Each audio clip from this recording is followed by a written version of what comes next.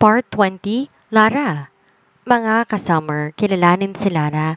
Ang babaeng akala niya ay simpleng executive assistant lang ang role sa buhay pero biglang naging sentro ng isang napakagulong laro ng tadhana. Isang gabi ng pagsinta na uwi sa isang malaking lihim. Buntis siya at ang tatay, ang CEO na tila tinuturing siyang trophy na hindi po pwedeng pakawalan. Pero hindi dito nagtatapos ang gulo. Habang pilit na kumakawala si Lara sa tinagala ng isang kontratang bilyon-bilyon ng halaga, ito namang si Calix na tila hindi titigil hanggat hindi na ipapasok si Lara sa isang mas malalim pang bitag. Ang posesyong hindi niya matatanggihan at ang pagsasama nilang pareho silang nakakulong. Ngayon, may bagong kontrabida sa eksena na handang agawin ang atensyon ng ating CEO. Paano tatakas si Lara kung ang mismong ama ng dinadala niya ang siyang dahilan ng kanyang pagkakakulong? Ito ang kwento ng pag-ibig na may kasamang pighati, mga lihim na pilit itinatago at ang matinding labanan ng puso laban sa utang na loob. Handa na ba kayong sumabak sa roller coaster ride ng buhay ni Lara? Tara, alamin natin kung hanggang saan ang kanyang isakripisyo para sa kanyang kalayaan at para sa batang nasa kanyang sinapupunan. Nailabas ni Lara ang naipong sama ng loob. Niyakap siya ni Jessa at tinapik ang kanyang likod. Ganito ang gawin mo, sabi ng kaibigan ng mahimasmasan siya. Huwag kang magpanik, mag-test ka mamaya sa bahay para walang istorbo. Tapos kapag sure na, saka mo nilang isipin kung paano sasabihin kay Calix. Mukha namang matutuwa yun at magkakaroon na siya ng tagapagmana. Pinahid niya ang luha. Parang ang dali lang sa'yong sabihin ha. Hindi ganun kadali yun. Huwag kang mag-overthink. Nag-worry ka sa bahay na hindi pa naman nangyayari. Ganyan talaga ang pag-ibig. May kasamang pigate, hindi lang puro saya, pero sa huli, pustahan tayo. Kapag tinanong kita kung ulitin mo lahat ng ginawa mo, oo pa rin ang sagot mo. Worth it pa rin talagang magmahal. Wow, coming from you. Wala kang ang boyfriend, Jessa. Natawa ito, bahagyang umirap. Hello, wala akong boyfriend pero marami akong napanood sa drama at teleserye. Sa dami ng episodes na napanood ko para na akong eksperto sa usapang pag-ibig. Paano kung totoo ngang buntis ako? Mahina at nag-aalalang tanong niya. Nagkibit balikat sa Jessa pero kumistap ang mata. Alam mo, lahat ng napanood ko puro happy ending. Kung sakaling buntis ka nga malamang matutuwa si boss o baka magpapanik din pero sa dulo sigurado ko aalagaan ka nun. Dugo at laman niya ang dinadala mo. Napailing siya at hindi maitago ang pangamba. Lumabas na sila ng CR nang may pumasok na dalawa pang empleyado. Napansin niya si Leia na nakatingin sa kanya. Numero 1 marites talaga. 30 minutes bagong lunch break, nasa table niya na si Calix. Let's have lunch. May bagong bukas na French restaurant akong nakita. Magugustuhan mo, tiyak. Napakunot ang noo niya habang naglalakad silang dalawa palabas. Bakit tayo lang? Nasaan si Brianna?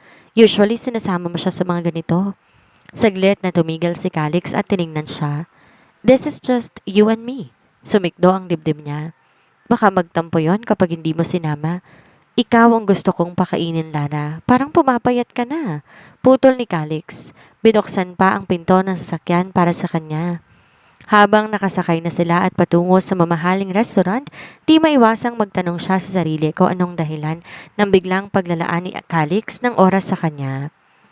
Pag-upo nila sa mamahaling restaurant at matapos makapag-order, medyo nabawasan ang stress niya sa ganda ng paligid. Habang naghihintay ng pagkain, nagsalita si Calix.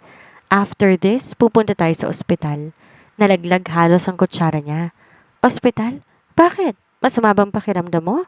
Umiling si Calix, seryosong mukha. Para makapagpa-check up ka, para matulungan tayong magkaanak agad.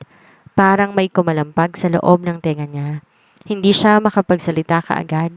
Natigil ang utak niya sa salitang magkaanak. Kasi, dagdag ni Calix habang sumasandig sa upuan. Hindi natin kailangan magtagal pa.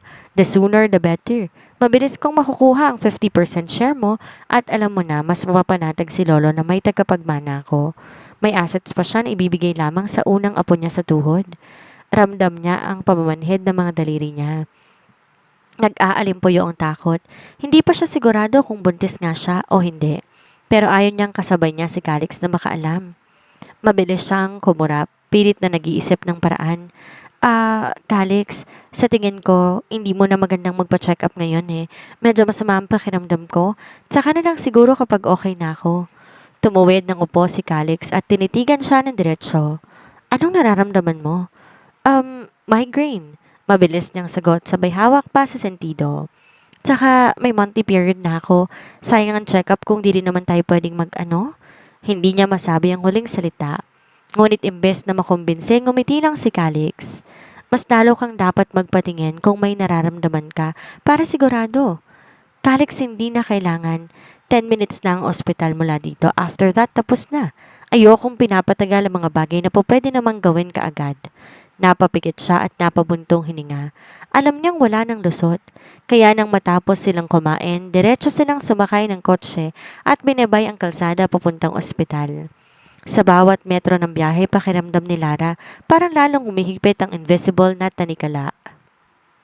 Pagdating nila sa ospital, ramdam ni Lara ang lamig ng aircon pero mas nanonood sa kanya ang takot sa dibdib. Habang nakakaupo sila sa waiting area, pinagdalaroan niya ang mga daliri. Relax ka lang, huwag kang matakot. Check up lang naman to. Mahinahong sabi ni Calix nang mapansin siya. Tinawag na ang pangalan niya at dumaan siya sa lab para sa ilang tests. Bawat tusok ng karayam at bawat tanong ng nurse ay tila mabigat. Pagbalik niya sa waiting area, huminga siya ng malalim bago lumapit kay Calix. Calix, baka gusto mo, ako na lang kumuha ng results mamaya. Madami ka ring pinag-aaralang bagong contract details. Kaya ko na to. Aniya, pilit na pinapakalma ang tinig. Umiling ito, diretsong nakatitig sa kanya. Hindi. Talagang inilaan ko ang oras na ito para sa check-up mo, kaya hintayin na natin, ilang minuto lang naman. Kaya wala na siyang nagawa pang na maglakad na silang pareho papunta sa consultation room. Pumasok sila at hinihintay ang doktor. Tila siya hihimatayin, para siyang naghihintay ng bitay, kung ano-ano ang pumapasok sa isipan niya. Matapos ang ilang minuto, dumating ang doktor. Halos madinig niya ang mabilis na tibok ng kanyang puso. Binuksan ng doktor ang envelope ng resulta. Bahagyang nagtaas ng kilay habang tinitingnan ang papel. Mahina nitong usal na lalo lang nagpadagdag sa kaba ni Lara. Dok, kamusta na po ang misis ko? Tanong ni Calix, bahagyang nakasandal sa upuan at handang makinig. Tumingin ang doktor sa kanila, lalo na sa kanya. May nakita tayong pagbabago sa hormone levels mo. Medyo mataas ang HCG. Nalaglag ang balikat niya. Anumang sandali, hihimatayin na siya. Base sa laboratory test, ng doktor na hindi natapos ang pagsasalita dahil tumunog ang cellphone ni Calix. Hello, Engineer Virgilio. Anong nangyari? May problema ba? Sir Calix, may aksidente po sa mataas na building na ipinapagawa ng Megaway dito sa sentro. 10 po ang sugatan at may nadamay na sibilyan. Kailangan ninyo pong pumunta kaagad. Dumadagsa na ang media. Anang nasa kabilang linya. Kita niya ang biglaang pag-iiba ng ekspresyon ni Calix. Mula sa pag-aabang ng sagot ng doktor, naging puno ito ng pag-aalala at tensyon. Tumayo ito kaagad. Dok, pasensya na. Kailangan kong umalis. Lara, mag-usap tayo mamaya. Ipapasundo kita sa driver. Mabilis na sabi nito bago tuluyang lumabas ng silid. Halos hindi na siya tinapunan ng huling tingin.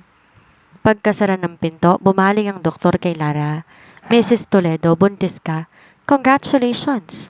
Parang tumigil ang oras. Ramdam niya ang malamig na hangin mula sa aircon pero tila umaapoy ang kanyang katawan. Sigurado po ba kayo, Doc? Tumango ang doktor. Yes, positive ang test at tugma ang hormone levels sa early pregnancy mo. Pero kailangan mo munang magpahinga at iwasan ng stress. Tila kinakapos siya ng hangin. Gumagapang ang takot, ngunit lamang ang ligaya sa puso niya. Huminga siya na malalim bago magsalita. Doc, pwede po bang sa atin lang muna to? Ayokong malaman ng mister ko, hindi pa po ako ready. Tiningnan siya ng doktor, tila nag-aalangan. Pero asawa mo siya, karapatan niyang malaman. Alam ko po, sagot niya. Pilit pinipigil ang nangingilid na luha. Pero may mga bagay na kailangan ko munang ayusin bago ko sabihin. Please? Sa ngayon nakikipausap po ako, sa atin na lang po muna. Sa huli, tumango na rin ang doktor. Okay, pero tandaan mo, mas mabuti pa rin na sabihin mo na kaagad para sa kapakanan mo at ng bata. Ngumiti siya ng tipid, pero sa loob-loob, tila isang mabigat na lihim ang isinilid niya sa dibdib. Pagdating ni Lara sa mansyon, diretso siyang umakyat sa guest room. Hindi pa siya nakakahinga ng maluwag nang biglang tumunog ang cellphone niya. Si Calix. Inalis niya ang bara sa lalamunan bago sagutin ang tawag. Lara, agad nasabi nito sa kabilang linya. May halong ingay ng mga tao at tunog ng sirena sa paligid. Anong sabi ng doktor? Kamusta ang check-up? Sandali siyang natahimik. Pakiramdam niya, bumilis ang tibok ng puso niya. Sabi okay naman ako. Mabilis niyang sagot, pilit pinapakalma ang boses. Wala naman dapat ipag-alala. Sigurado ka? Tanong ni Calix. Tila gusto pang alamin ang detalye. Oo, basta. Healthy naman ako. May binibigay lang na vitamins para inumin. Bago pa siya tadtarin ng tanong, agad niyang binagong usapan. Ikaw, kamusta dyan? Ano nang nangyari sa site? Narinig ko may aksidente daw. Natahimik si Calix, subalit bago sumagot may nahulog na 5 trabahador. Mula sa ika-13 palapag, tapos may nabagsakan na iba pa. Kritikal ang lagay ng ilan. Sinisigurado ko lang na maayos dito. May media rin na nagko-cover. Napakabilis ng mga reporter. Mag-iingat ka dyan. Calix, mahina niyang sabi. Totoo ang pag-aalala sa boses niya. Babalik ako mamaya. Magpahinga ka na. Tugon nito bago binaba ang tawag. Pagkaputol ng linya, napaupo siya sa gilid ng kama. Mahigpit na hawak ang cellphone. Alam niyang hindi magtatagal, lalabas din ang katotohanan. Pero sa ngayon, kailangan niya munang maghanda. Hindi lang sarili niyang dapat niyang isipin, kundi masigit ang kalagayan ng anak niya. Wala siyang plano na ipamigay ang bata kay Calix. Pagkalipas na 1 oras, narinig ni Lara ang mahinang katok sa pinto ng guest room. Hindi niya inaasahan na uuwi pa si Calix ng ganong oras, lalo na nga at abala ito sa construction site kanina. Pagbukas ng pinto, tumambad sa kanya si Calix, pagod, ngunit may ngiti sa labi. Hawak nito ang isang paper bag. Pasalubong, sabi nito. Diretso sa kanya ang tingin habang inilalapag ang bag sa lamesa. Favorite mo ang leche flan, hindi ba? Bakit ka pa nag-abala? Dahil gusto ko. Gusto kitang mapasaya. Lumapit to at inilabas ang tub ng leche flan at binuksan. Para sa'yo. Para gumaan ang pakiramdam mo. Napatingin siya sa dessert. Naglalaway siya. Salamat. Mahinang tugon niya nang kumuha ng kutsara si Calix at subuan siya. Ngumiti ang boss at marahang hinaplos ang pisngi niya. Lara, kung may bumabagabag sa'yo, sabihin mo lang ha. Kung may problema sa pamilya mo, magsabi ka din. Gusto kong mabawasan ang stress mo para makapaghanda ka sa pagbubuntis mo. Sandali siyang napatigil. Gusto na sana niyang magtapat pero pinili niyang ngumiti lamang at tumango. Lara, anito habang inilalapag ang tub sa table niya. Next week, mag-leave tayo sa work. Napataas ang kilay niya. Bakit? Magbabakasyon tayo sa beach? Diretsyong sagot nito. Somewhere private, tahimik at perfect para mag-relax. Hindi pa man siya sumasagot, dinagdag pa ni Calix na may kasamang kindat. Mas madali raw magkaanak kapag relax ang isip at ang katawan. Ha? Calix? Pero wala nang pero-pero. Putol nito. Parang desidido na sa plano. I already booked the villa. Malapit lang pero may sariling pool at beachfront. Walang istorbo. Napilitan siyang ngumiti pero sa loob-loob niya, nagpapanik na naman. Paano siya makakaiwas kung sa isang private beach lang sila at magkasama buong araw? Pakiramdam niya para siyang isdang nahuli na sa lambat at ang mas nakakatakot, mas lalo pa siyang nahihirapan tumakas sa mga plano ni Calix. Sige, gusto ko nang magpahinga. Inaantok na ako. Good night. Aniyang binuksan ang pinto. Nagpasalamat siya nang hindi nangulit si Calix. Nakahiga siya sa kama habang nakatitig sa kisame. Kahit anong pilit niyang pumikit, hindi siya dalawin ng antok. Naglalaro sa isip niya ang mga plano ni Calix, ang bakasyon sa beach, ang kasulatan na hindi pa rin niya nababasa ng buo at ang pagbubuntis niya. Napabuntong hininga siya at kinuha ang bag at ninabas ang folder na may lamang resignation letter. Baka ito magiging susi sa kalayaan niya, ngunit muling gumapang ang pangamba. Paano kung hindi siya basta-basta palayain ni Calix?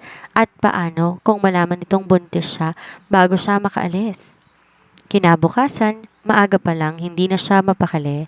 Hawak-hawak niya ang folder na naglalaman ng resignation letter habang papalapit sa opisina ni Calix.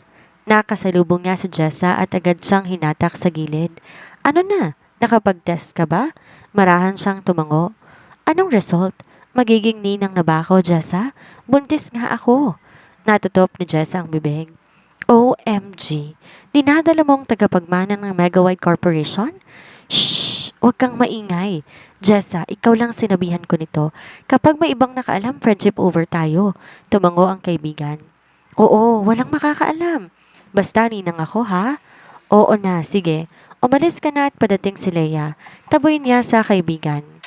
Naglakad na siya patungong office ng CEO. Inipon niya lahat ng lakas ng loob na meron siya. Pagbukas ng pinto, abala to sa laptop. Tahimik niyang inilapag ang folder sa lamesa. Hello, bagay sa iyong suot mong uniform. Mas lalo kang gumaganda bawat araw. Anitong initian siya. Mema din ang boss. May masabi lang, ang tagal niya ng suot ng uniform. Ipapasa ko lang ang resignation letter ko. Maikli niyang sabi, walang paligoy-ligoy. Tumingin si Calix sa kanya at saka tumawa. Hindi yung simpleng tawa, kundi yung may halong panunuya at kumpiyansa. Seriously, Lara, dahil lang sa nadinig mong usapan namin ni Luther, huwag ka nga madrama, anito, parang wala lang bigat ang desisyon niya. Hindi to biro, Calix. Pinilit niyang maging matatag ang boses. May personal reasons ako. May isang buwan ka pa para maghanap ng bagong assistant. Nandiyan naman si Brianna, you can hire her. Tiyak magkakasundo kayo, pero lalo lang itong ngumiti. So, nagsiselos ka kay Brianna. Hindi kailangan umabot sa pagre-resign mo. You are the best assistant for me. Calix, nahihirapan na ako. Napapagod na ako sa sitwasyon natin. Fine. I will give you 3 days to cool off. Hindi ba't magbabakasyon tayo? Para magpahinga ka kung napapagod ka na. Sabi nito habang binabalik ang folder sa kanya. Pati ang kontrata natin ayoko nang ituloy. Pasensya ka na hindi kita masasamahan hanggang dulo. Buong katapatan siyang humihingi ng pasensya. Ayaw niyang iwan to sa ere, ngunit dapat niyang unahin ang makabubuti sa kanila ng anak. Sumeryosong mukha ni Calix, napaatras siya ng bahagya. Alisin mo sa isip mo ang pagre-resign at ang pagputol sa kasunduan natin. Hindi ako makakapayag. Anitong naningkit ang mga mata. Calix, matagal din naman ako nagsilbi sa'yo, makinig ka sa akin. Gusto ko namang maabot pa ang ibang pangarap ko sa buhay na hindi ko magagawa habang nagtatrabaho ako sa'yo. Fine. Sige, pagbibigyan kitang mag-resign. Nagliwanag ang mukha niya. Bigla siyang nakatanaw ng pag-asa. Pay the 3 million na ginastos ko sa hospitalization bill ng tatay mo. Also the 20 million house and lot na binigay ko at 15 million para sa car plus ang fee sa pag-cancel ng kontrata natin na 100 million. Nalaki ang mga mata niya. Calix, wala akong ganyan kalaking pera. Alam mo namang may salary loan pa nga ako eh. Exactly. Nasa kama ka na, bakit ka pa babalik sa papag? Ibibigay ko sa'yo ang marangyang buhay. Just stay. Hindi na siya nakasagot sapagkat ramdam niya kung pipilitin niya, mas lalo lang tong maghihinala sa dahilan niya. Kinabukasan, tinawag siya nito sa conference room. Pagpasok niya, halos mapatigil siya sa paghinga. Nandoon ang department heads at iba pang staff, pati si Doña Amelia, ang nanay Mel at tatay Sandro niya. Sa gitna ng mahabang mesa may nakadisplay na malaking bouquet ng pulang rosas at isang kahon ng mamahaling tsokolate. May nakasabit ding tarpaulin na may nakasulat na pagbati. Lara, malambing na sabi ni Calix. I have an announcement. Starting today, ikaw na executive assistant and project liaison ko. Bigger office and higher pay. Congratulations! Pakiramdam niya may sumakal sa dibdib niya. Hindi lang basta promotion ito, parang bitag na magbabaon sa kanya sa posisyon na mas mahirap talikuran. At sa presensya ng lahat na masaya para sa kanya, wala siyang magawa kundi ngumiti at tanggapin. Tuwang-tuwa ang kanyang mga magulang. Habang pumapalakpak ang lahat, ramdam niya, lalong lumalalim ang pagkakatali niya kay Calix. Agad niya itong kinumpronta na mag-alisa na mga bisita. Hindi mo ako kailangan i-promote, magre-resign na ako. Nakasandal sa mesa ang boss, nakatingin lang sa kanya na parabang binabasa lahat ng iniisip niya. Alam mo ba kung bakit kita pinopromote? Tanong nito, mababa pero may bigat ang boses. Umiling si Lara. Para ba pigilan akong mag-resign? Biro niya, pilit ang ngiti. Ngumiti si Calix. Para mas mahirapan kang lumayo. Lumapit to na isang hakbang. Kasi ayokong mawala ka sa araw-araw ko. Hindi lang sa opisina, pati sa buhay ko. Nasanay na lang na nandyan ako. Ipalit mo si Brianna. Tiyak magiging masaya ka. You're jealous, right? Anitong himig na nunukso. Bago pa makasagot si Lara, bumukas ang pinto ng conference room at pumasok si Brianna. Nakangiti ng pagkatamis-tamis. As usual, postura na naman to. Calix, tawag nito, kumikislap ang mga mata. May surprise ako para sa'yo. Lumapit si Brianna. May hawak na maliit na paper bag. Bagay na bagay to sa'yo. Sabi ko nga dapat palitan mo na yung suot mo eh. Bago pa man makatutol si Calix, inabot na nito ang leeg ng lalaki at sinimulang kalasin ang kalasakuyang necktie. Sa gilid nanonood siya, pilit pinapakalma ang sarili pero nang makita niyang galing sa kanya ang necktie na tinatanggal ni Brianna, biglang kumulo ang dugo niya. Regalo niya yun kay Calix, isang simpleng navy blue silk tie na binili niya ng birthday nito na himalang sinuot nito. Madami siyang nabigay dito na hindi niya nakitang ginamit. Perfect! Ani Brianna habang sinasabit ang bagong necktie sa leeg ni Calix. Mas classy to kaysa sa suot mo. Di niya alam kung alin ang mas masakit. Ang makita si Brianna na nakalapit ng ganon kay Calix o ang makitang basta na lang inalis ang regalong bigay niya. Pero hindi siya dapat magpaapekto. Gagamitin niya si Brianna para pakawalan siya ni Calix. At hanggang dito muna ang ating nakakalulang episode para sa araw na ito. Grabe, 'di ba? Ramdam na ramdam natin ang bigat na dinadala ni Lara. Hindi lang ang bata sa kanyang sinapupunan, kundi pati rin ang bigat ng mga lihim na unti-unting kumakain sa kanyang katahimikan. Mga kasummer, kung may isang mahalagang aral tayong mapupulot sa pinagdadaanan ni Lara at Calix, ito ay ang katotohanan ang pag-ibig na nakatali sa utang na loob, hindi kailanman magiging malaya. Minsan akala natin tamang ginagawa nating pagtatago para maprotektahan ang ating sarili o ang mga taong mahal natin. Pero tandaan nyo, ang truth, gaano man to kasakit o nakakatakot ay may paraan para lumabas at magpakita. Ang pag-ibig na tunay, hindi kailangan ng kontrata, hindi kailangan ng presyo at lalong hindi kailangan ng pagmamanipula. Huwag hayaang ang takot sa kinabukasan ang magdikta sa kung paano mapapahalagahan ang sarili mo ngayon. Dahil sa dulo ng lahat, ang pinakamahalagang desisyon na gagawin mo ay ang desisyong magpapalaya sa tunay mong pagkatao. Kayo mga kasummer, kung kayong nasa posisyon ni Lara, itatago nyo rin ba ang katotohanan o lalaban kayo kahit ang kapalit nito ay ang lahat? I-comment nyo ang inyong saloobin. Muli, ako si Miss Sandra, ang inyong tagapaghatid ng mga kwentong kapupulutan ng aral at kilig. Huwag kalimutang mag-like, mag-subscribe at i-hit ang notification bell para hindi kayo mahuli sa susunod na chapter. Magkita-kita tayong muli sa susunod na episode ng ating kwento. Ingat po kayong lahat.